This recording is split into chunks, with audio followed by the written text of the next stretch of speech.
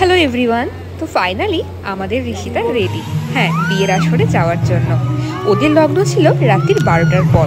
তাও ভালো, আমার মতন তো নয়। আমার লগ্ন ছিল রাত্রির 3:14। বলুন তো, ওটা একটা সময় হলো বিয়ের? যাই হোক, আমায় তো করতেই হয়েছিল। এত সুন্দরভাবে ওদের শুভদৃষ্টিটা হলো যে কি বলবো, পুরো গ্র্যান্ড সেলিব্রেশন। আমি তো বারবার ঋষিতাকে ইশারা করছিলাম যে ঋষিতা একটু নাচ। তারপরে ফাইনালি ও আমার কথা শুনলো আর নাচতে শুরু করলো দুজনে। নাচতে নাচতে আমি আমার ডিউটি করতে বাড়ি এসেছি, আমার বেবিকে ফিট করাতে। আর এই যে আমার বর, সে তার ডিউটি করছে। কিন্তু এত আনন্দের মাঝে আমি সিঁদুরদানটাই মিস করে গেলাম। এই জায়গাটাই তো সবচেয়ে সুন্দর বলুন তো বিয়ের মধ্যে, কিন্তু আমি তো সেই পার্টটাই দেখতে পেলাম না। আমি তখন বাড়ি এসেছিলাম আমার বেবিকে ফিট করাতে।